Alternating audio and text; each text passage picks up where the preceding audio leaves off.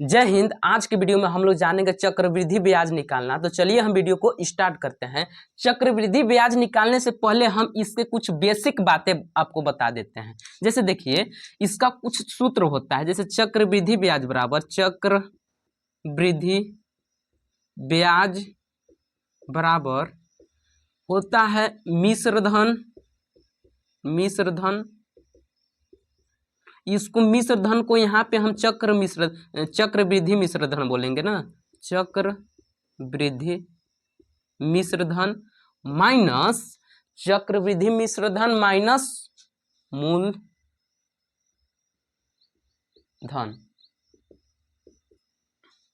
चक्रवृद्धि मिश्रधन माइनस मूलधन। अब देखिए, ये पहला फार्मूला था। और सेकेंड वाला देखिए क्या होता है कि मूलधन बराबर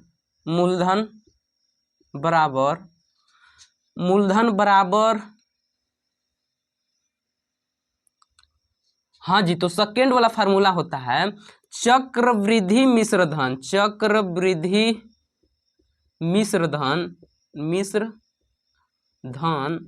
बराबर मूलधन कोष्टक में 1 प्लस दर बट्टा में 100 और यहाँ पे घात इसका समय। ये इसका सूत्र होता है। यानी बात समझिए, देखिए चक्रवृद्धि ब्याज बराबर क्या हो जाएगा, चक्रवृद्धि मिश्रधन माइनस मूलधन। और चक्रवृद्धि मिश्रधन बराबर क्या होता है, मूलधन कोष्टक में 1 प्लस दर बट्टा में 100 की घाते समय। ठीक, शॉर्टकट में लिखे तो देखिए, चक्रवृद्धि मिश्रधन को हम ए से दर्शाते हैं। ए बराबर लिख सकते हैं पी कोष्टक में 1 बट्टा और दर को आर से दर्शाते हैं ना, आर बट्टे में 100 और समय को एन से। ये भी हम लिख सकते हैं शॉर्टकट में ना। तो सबसे पहले देखिए, एक तो क्वेश्चन है मेरा कि 400 का 10% वार्षिक ब्याज की दर से 2 वर्ष का चक्रवृद्धि ब्याज ज्ञात कीजिए। तो चलिए हम इसको कैसे हल करेंगे। देखिए, कुछ भी नहीं करना है, हल में एक बार लिख लेना है। 400 हमारा क्या दिया हुआ है, मूलधन दिया हुआ है। क्या दिया है, मूलधन। तो यहाँ पे हम लिख लेंगे मूलधन बराबर कितना, 400 रुपए। ठीक, उसके बाद दर कितना दिया हुआ है, दर 10%। कितना, 10%। उसके बाद देखिए समय कितना दिया हुआ है मेरा, समय बराबर 2 वर्ष। समय कितना दिया हुआ है, 2 वर्ष। तो हम सबसे पहले चक्रवृद्धि मिश्रधन निकालेंगे। क्या निकालेंगे, चक्रवृद्धि मिश्रधन, जिसको हम लोग ए से दर्शाते हैं। तो हम लोग लिख लेंगे सूत्र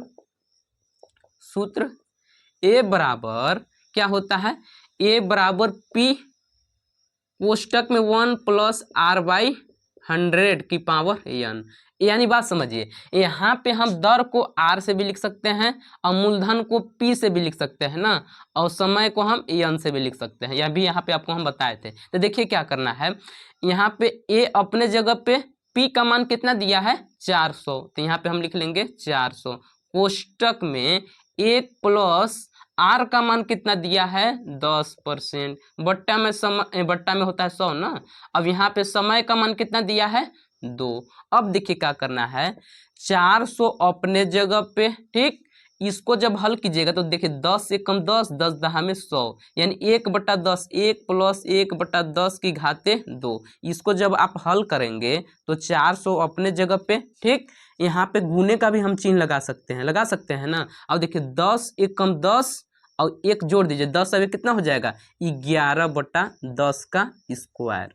लिख सकते हैं का, ऐसे कुछ भी नहीं किए हैं। 10 का यहाँ गुना करके 1 जोड़ दिए तो 11 हो गया, 11/10 का स्क्वायर। यानी अब देखिए क्या करना है, इसको हम ऐसे भी तो लिख सकते हैं, 400 अपने जगह पे गुने 11/10 कई बार है जी, 11/10 की घात 2 है। तो इसको हम लिख सकते हैं 11/10 गुने 11/10। अब देखिए क्या करना है, कुछ भी ज़्यादा दिमाग लगाना है, 0 से 0 को काट दीजिए। अब ये 0 से ये 0 कट गया, तो यहाँ पे देखिए कितना बच गया, 4 गुने 11 गुने 11। और जब इसको आप गुना करेंगे तो देखिए क्या होगा, 4 अपने जगह पे, 11 गुने 11 121, 121 में 4 से गुना करिएगा तो 4 एकम 4 और 4 दूना 8 और 4 एकम 4 यानी 484 रुपये। 484 रुपये हमारा क्या चीज़ का मान निकला हुआ है? ए का मान। ए का मान कितना निकल गया? 484 रुपये। अब हम क्या निकालेंगे? चक्रवृद्धि ब्याज। क्या निकालेंगे? चक्रवृद्धि ब्याज। तो हम लोग यहाँ पे एक बार सूत्र को लिख लेंगे। सूत्र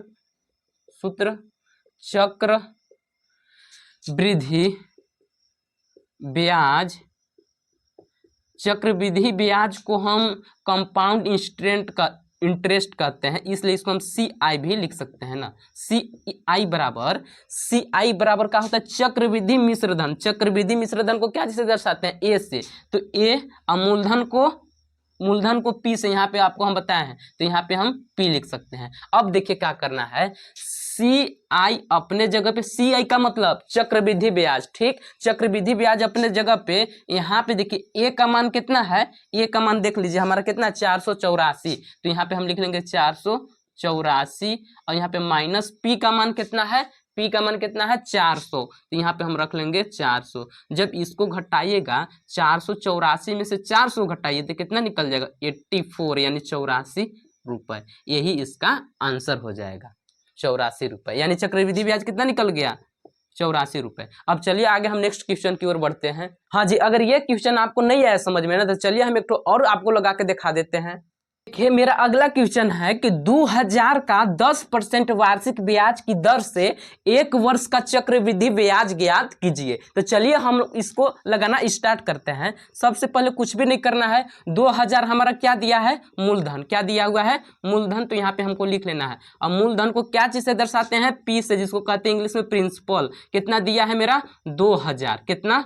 2000। यहाँ पे हम लिख लेंगे। अब देखिए हमारा दर कितना दिया हुआ है? दर, जिसको इंग्लिश में कहते हैं रेट, जिसको R से दर्शाते हैं। R बराबर कितना? 10%। यहाँ पे आपको लिख लेना है। अब समय कितना दे दिया है मेरा? 1, यानी समय यहाँ पे हम लिख लेंगे समय, जिसको N से दर्शाते हैं। N बराबर कितना? 1 वर्ष। अब देखिए हम लोग सबसे पहले क्या निकालेंगे? सबसे पहले हम लोग चक्रवृद्धि मिश्रधन, या उसको बोल देते हैं मिश्रधन। सबसे पहले क्या निकालेंगे? चक्रवृद्धि मिश्रधन या मिश्रधन, जिसको क्या चीज़ से दर्शाते हैं? A से। तो हम लोग सूत्र लिख लेंगे एक बार।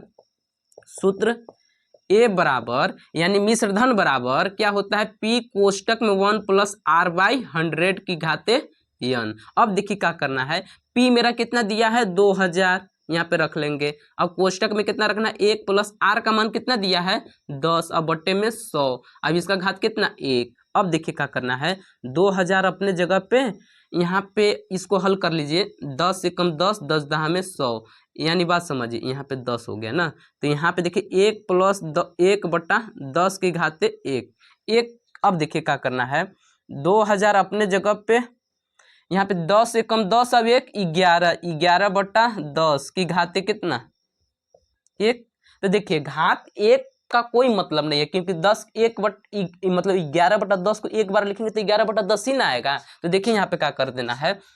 यहाँ पे लिख लेना है 2000 गुने का चिन्ह लगा सकते हैं ना, क्योंकि 2000 इसके साथ गुना कर रहा है। फिर कितना? 11/10। अब देखिए क्या करना है। 0 से 0 को काट दिए, ये 0 था ना, 0 से 0 को काट दिए तो यहाँ पे कितना बच गया? 200 गुने 11। जब इसको आप गुना कीजिएगा, 200 में 11 से गुना कीजिएगा तो 11 दूना कितना हो जाएगा? 2200 रुपये। कितना हो गया? 2200 रुपये। अब 2200 रुपये जो मेरा निकला है, ये क्या निकला है? ए का मान निकला है। ए का मान कितना निकल गया? 2200 रुपया। तो अब यहाँ पे हम लिख लेंगे, इसको थोड़ा ऐसे कर देते हैं। यानी अब हमको क्या निकालना है? चक्रवृद्धि ब्याज ना। तो यहाँ पे लिख लेंगे चक्रवृद्धि ब्याज बराबर क्या होता है? A - P। A का मतलब चक्रवृद्धि मिश्रधन और P का मतलब प्रिंसिपल यानी मूलधन। यहाँ पे ये वाला मतलब फार्मूला। यहाँ पे देखिए A भी लिख सकते हैं, यहाँ पे P भी लिख सकते हैं। तो देखिए क्या करना है। A का मान कितना है मेरा? 2200 रुपये। तो यहाँ पे हम लिख लेंगे 2200 रुपये। माइनस P का मान कितना है? 2000। यहाँ पे लिख लेंगे 2000। देखिए 2200 रुपया में से 2000 रुपया घटाइएगा तो कितना बच जाएगा? 200 रुपये। कितना बच जाएगा? 200 रुपये। यही इसका आंसर हो जाएगा। ठीक। अगर वीडियो अच्छा लगा होगा तो वीडियो को लाइक कर लीजिएगा और चैनल को सब्सक्राइब कर दीजिएगा।